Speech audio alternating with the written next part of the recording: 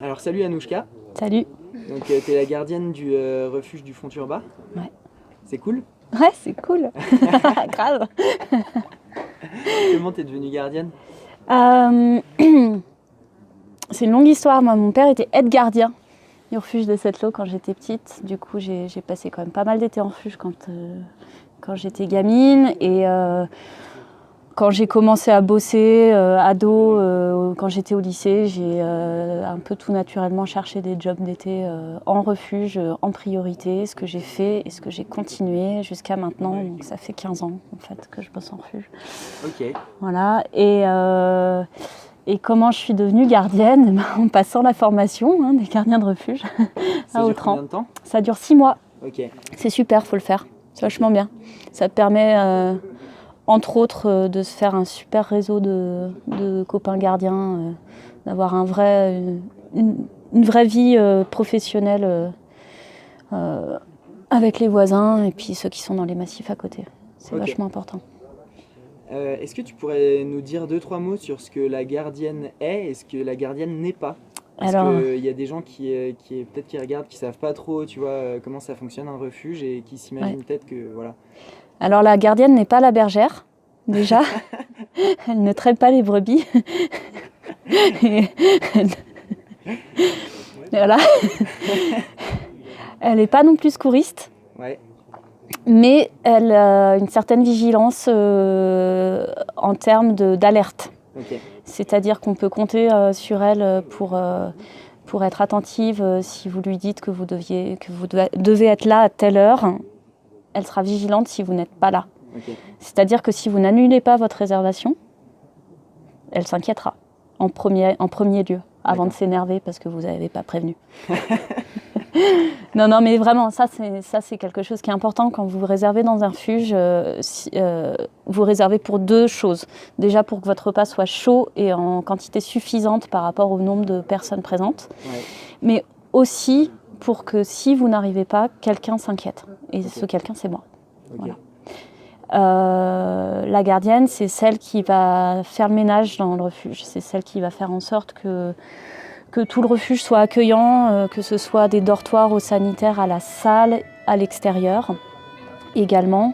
C'est elle qui va aussi préparer tous les petits à côté qui peuvent être sympas en termes de choix de bibliothèque, de choix de ludothèque, de choix d'instruments, de déco. Et aussi tout ce qui est carte de restauration du midi, parce que dans un refuge, en général, vous pouvez venir manger le midi. Et voilà, le midi c'est à la carte. Le soir par contre c'est pas à la carte. Ce qui veut dire que si vous avez... alors on parle pas de préférence ni de goût, mais si vous avez une allergie ou un régime alimentaire particulier, c'est bien d'en parler au téléphone avant et dans la mesure des possibles, on se plie en quatre pour satisfaire un peu tous les besoins dans la mesure du possible et dans la mesure du raisonnable. C'est-à-dire que vraiment, voilà, c'est quand même un lieu où le ravitaillement est compliqué. Tu te fais ravitailler comment? Je me fais ravitailler en hélico en début de saison et après je porte sur le dos. Ok. Voilà. Ok. Donc ça veut dire que en termes, je fais mon maximum pour avoir le plus de produits frais possible, mais c'est pas toujours possible.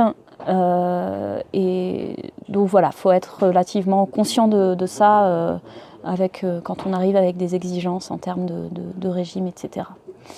Et ensuite aussi en termes de gestion des stocks, parce que ça veut dire avoir une gestion, une vue globale un peu sur la saison, de qu'est-ce qui peut partir, à quel moment, quand est-ce qu'on va être ravitaillé, etc., etc.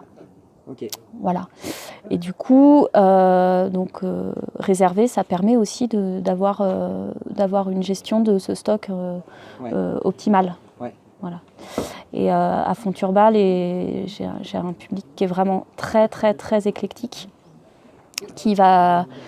Enfin, je pense vraiment avoir le panel le plus complet de visiteurs, que ce soit des gens qui n'ont jamais marché, qui se font leur première rando, des gens qui viennent faire la fête, des gens qui viennent avec leurs enfants, des personnes âgées qui viennent là depuis qu'ils sont tout petits et puis qui reviennent et qui reviennent et qui reviennent, des gens du coin qui sont très attachés à ce lieu, des alpis qui viennent faire leur première course d'initiation, aux alpis qui viennent faire des voies de 1100 mètres en 7A et se jeter en base jump du haut de l'Olan pour descendre. Ah ouais, d'accord. Donc du niveau d'initiation totale au plus haut niveau d'escalade, ce qui fait aussi que du coup je sers assez tôt le repas. Ok. Entre 18h30 et 19h maxi, pour que ceux qui se lèvent à 1h30 le matin, parce qu'il y en a, pas tous les jours mais il y en a, puissent avoir le maximum de sommeil possible. Ok. Voilà. Donc il y a beaucoup de choses dans ce que tu as dit. Je pense que ce qui est important de retenir peut-être pour les gens, c'est déjà que c'est pas un hôtel, donc faut réserver, faut prévenir quand on est en retard ou quand on a un pépin. Voilà. Faut dire à quelle heure on arrive. Le repas est servi à heure fixe le soir, donc il faut bien arriver à l'heure, quoi, Ouais. parce que bon, c'est pas. En plus, tu es toute seule ici, donc ça rajoute du travail si les gens n'arrivent pas à l'heure. Ouais, tout à fait. Donc il y a quand même des règles à respecter et en même temps, c'est un côté hyper humain. La gardienne, un peu, de ce que je comprends, de ce que tu me dis, c'est elle qui est garante de l'ambiance, de l'atmosphère qui règne un peu dans le refuge. Et c'est ça qui fait qu'un refuge, c'est aussi hyper cool et que c'est beaucoup plus familial que justement un hôtel ou juste une cabane non gardée où l'isolation marche pas, quoi. Ouais. C'est sûr qu'en refuge, il y a quand même une certaine promiscuité, Ouais. que ce soit dans les dortoirs ou même à table. Qui fait que si le gardien, la gardienne arrive à mettre une bonne ambiance, ça se passe quand même mieux pour tout le monde. Voilà.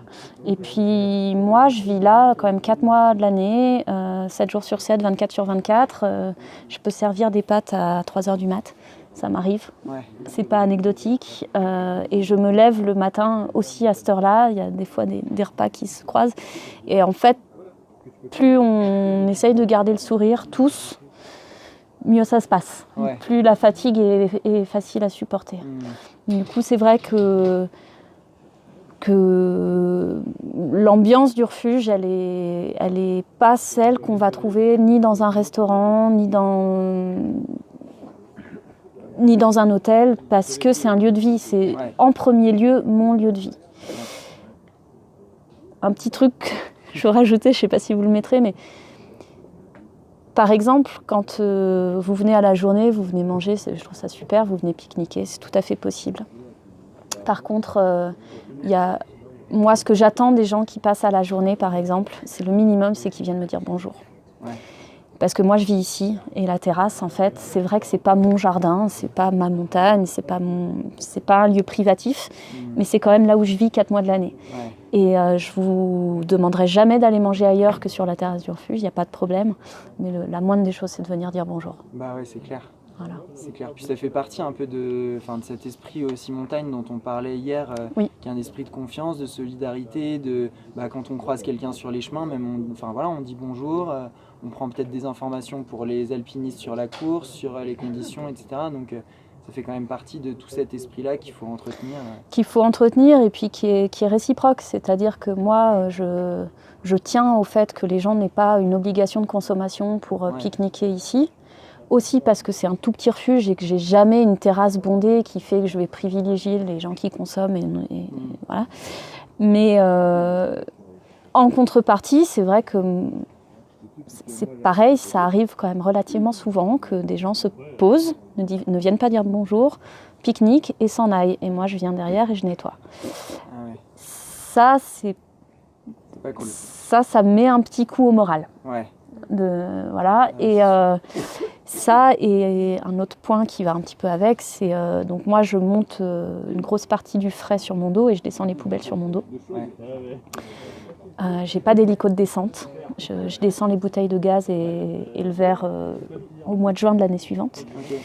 Du coup, je descends l'intégralité des poubelles sur mon dos. C'est lourd. C'est lourd, c'est volumineux, c'est voilà. Donc vos petits papiers, même si c'est qu'un petit papier, fois 1000 personnes, ça fait 1000 petits papiers. Voilà, faut bien penser à les descendre. Ok. Et donc tu as dit que effectivement, donc on a bien dit ce que c'était un refuge, c'est pas un hôtel, c'est pas un resto. Alors c'est pas un resto, cependant tu fais quand même de la nourriture, des repas qui sont absolument exceptionnels. Nous on a mangé hier, on s'est tous régalés, je crois qu'il restait pas un grain de riz dans les bols. Donc, putain, c'est une tuerie. C'est trop bon. Oh là là, c'est trop bon. Ah ouais, il est bon ça. Celui-là, c'est une tuerie. Ah ouais, il est bon. Piment, machin. ouais. Fraise. Il y a un truc dedans, je sais pas ce que c'est, mais. En tout cas, merci pour ça et pour l'accueil, parce qu'on s'est tous Avec sentis plaisir. hyper bien quoi, dans ton refuge. Tant mieux, c'est le but. Ouais. Et un dernier mot aussi sur les activités qui peuvent être pratiquées. Alors toi ici tu vas peut-être avoir plus un public, donc rando, peut-être alpi, base jump éventuellement. Ouais.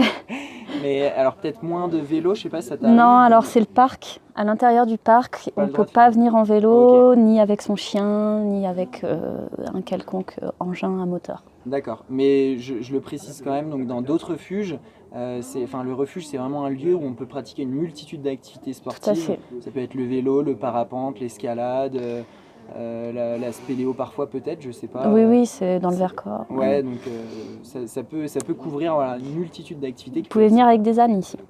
Avec des ânes? Ouais. Ok, bon à savoir. Voilà, avec des ânes, avec des chevaux. La prochaine fois pour porter ton sac, Pilou.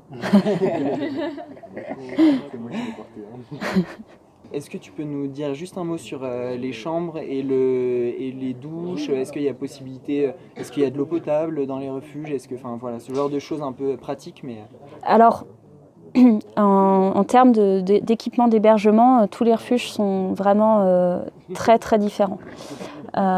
Ici à Fonturba, l'eau est potable, donc il n'y a pas de problème d'eau. C'est possible qu'on vous demande dans certains refuges de payer l'eau parce qu'on la monte en hélico. Ici, c'est pas le cas. C'est une chance pour les gens et pour moi. Les dortoirs, c'est pareil, suivant les refuges, ça va être très très différent. Ici à Fonturba, il y a des petits dortoirs comme des grands dortoirs. J'en ai 4, de 6, 8, 12 et 15 places. Ce sont des bas-flancs, c'est-à-dire que tous les matelas sont les uns à côté des autres sur 2 étages. okay. On a mis des petites cloisons pour signifier un peu des espaces symboliques où il y a 2 matelas à côté, 3 matelas l'un à côté de l'autre pour que les groupes se retrouvent un petit peu les uns avec les autres. Mais c'est quand même de façon très basique, 2 étages de bas-flanc, les matelas les uns à côté des autres. Et ici, je ne dispose pas par exemple de chambre double voilà. Et je ne peux en aucun cas garantir que les dortoirs soient entre guillemets privatisés. C'est-à-dire que c'est fort possible, comme à table, que vous vous retrouviez avec un autre groupe. Ouais. Voilà. Cette année, c'est un peu particulier, mais voilà, on va parler en général. Ouais, c'est clair. Et je pense que c'est important que tout le monde sache aussi que les gardiens ne touchent rien sur la nuitée. Ok, ouais, c'est important. Et ça, c'est particulièrement... je pense que c'est bon... Enfin, je pense que ça clarifie aussi la situation, le fait que, voilà, là, tous les refuges, si vous allez dans un refuge de la FFCAM, ce qui est super, c'est que vous avez la possibilité d'avoir des réductions assez importantes. Entre autres, si vous avez des enfants pas tant en bas âge que ça, des enfants qui ont moins de 8 ans, vous avez la gratuité sur la nuitée. Okay. Donc ça, c'est super pour venir en famille. Si vous êtes un membre du club alpin, vous avez aussi des réductions importantes. Par contre, ce qu'il faut savoir, c'est que le gardien se rémunère uniquement sur la restauration. Donc les personnes qui viennent, ce qu'on appelle hors sac, c'est-à-dire qui nous prennent uniquement la nuitée puis qui viennent se faire leur repas avec leur réchaud, donc tiré du sac. Ces gens-là sont bien évidemment les bienvenus. C'est bienvenu de prendre une petite conso pour soutenir le gardien qui, par contre, va faire le ménage quand même derrière. Ouais, voilà. Ouais, c'est clair. Ok. Et du coup, ouais, donc les chambres, ça se passe, c'est sous forme un peu de dortoir. Alors, il peut y arriver qu'il y ait des douches. Alors, il n'y a pas des douches dans tous les refuges. Ici, il y en a une. Et c'est des douches qui ne sont pas comprises dans la demi-pension. Okay. Donc, je facture la douche en plus. Ce qui me permet de payer le... Voilà. Alors, l'eau est pas extensible. Enfin, voilà, j'ai pas une réserve d'eau extensible. Et surtout, je chauffe l'eau au gaz et que le gaz ici coûte 2 fois plus cher qu'en bas. Ouais.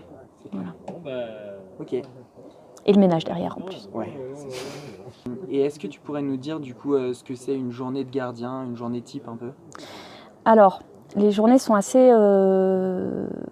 peuvent être assez variables en fonction de la fréquentation. Une journée typique, ça va être un petit-déj. Les gens vont se lever à 3h pour le petit déjeuner, donc le gardien va se lever une demi-heure avant pour préparer. Éventuellement essayer de se recoucher, ce qui n'est pas toujours évident.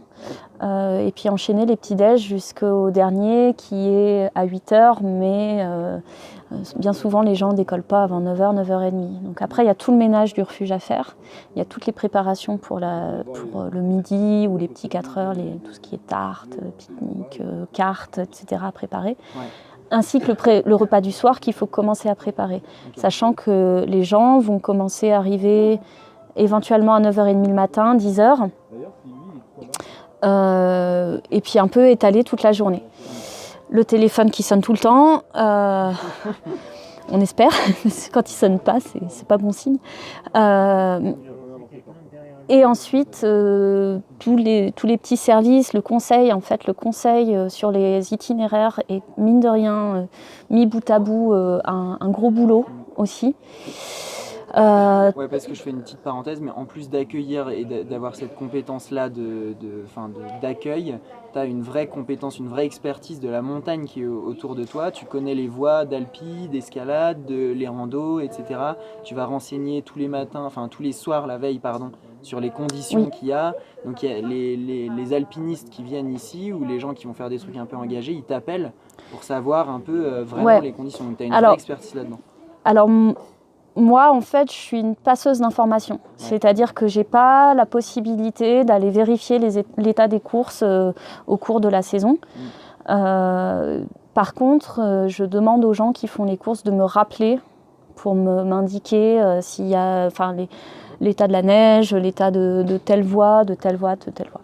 Donc ça, c'est vrai que ça fait partie de mon travail. Je fais également des relevés météo. Donc c'est pas énorme, mais ça prend encore un petit peu de temps. Et tout ça, ça participe au conseil, en fait, à une discussion qui va se mettre en place avec les gens, de conseil, d'essayer de voir un peu, mais c'est très compliqué, mais d'essayer de voir quel est leur niveau réel. Ouais. Et éventuellement déconseiller certains itinéraires à certaines personnes. Ça va avec la mission d'alerte, et non pas de secours, mais d'alerte que peut avoir le gardien. Et du coup, la fin d'une journée de gardien, c'est le service du soir, la plonge, la préparation des petits déj du lendemain. Grosso modo, ma journée, elle peut commencer à 2h30 et se finir à 23h30. Sachant que je travaille seule. Ouais. Donc c'est pas tous les jours comme ça, sinon ça tiendrait pas. Mais vous pouvez arriver au refuge avec la porte de la cuisine fermée, avec marqué je fais la sieste, merci de ne pas me déranger. Et ça, c'est pas parce que je suis feignante, c'est juste parce que je suis debout depuis déjà 12 heures. Ouais. Voilà. Ouais. Donc tu te donnes à fond, quoi. Voilà, c'est ça. Et ça se ressent d'ailleurs. Enfin, ça se voit en tout cas. Je sais pas ce que vous en pensez. Ouais, carrément.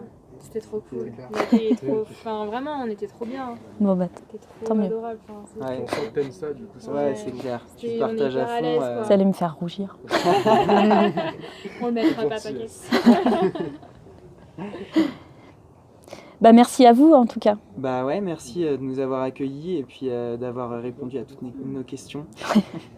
Et puis on te souhaite tout le meilleur pour la suite. Et puis je pense que, en tout cas pour ma part, je reviendrai pour faire peut-être des petites courses dans le coin. Il faut faire connaître ce coin. C'était un endroit qui était hyper couru dans les années 60-70 et qui a été délaissé au profit des spots un peu plus médiatisés. Ouais. Et en fait, il y a énormément de choses à faire ici, en particulier cette arête nord là, qui n'a rien à envier à l'Olan, mais c'est pas un 3000. Ouais, ok. C'est côté quoi ? Alors, je sais plus exactement la cotation exacte, mais c'est de la plus belle escalade que l'Olan. Ok. C'est en escalade, c'est surtout la dernière partie. En fait, c'est deux ressauts. La dernière partie, elle est en excellent rocher. C'est le même rocher que la pointe du Vallonnet, donc la même faille que la Dibona. Et C'est vrai qu'on voit un peu un côté un peu rouge à la roche, je sais pas si c'est ça, mais... ouais, et alors pareil, le Mont Gardy, là, toute cette arête-là, mais bon, c'est très loin du refuge, ça, c'est compliqué. Mais ça, c'est une très belle course qui a été faite 2 fois, je crois, ces 5 dernières années. Ah ouais? Putain, c'est fou, ok. Voilà. À retenir. Ouais, non, il y a plein de trucs à faire. Puis quand vous allez passer par les petits vallons, vous allez voir, il y a des parois complètement folles qui mériteraient d'être explorées. Ouais. Ok, bon bah on va aller voir tout ça de ce pas. Merci Écoutez, bonne journée. Ouais, merci à vous de votre visite.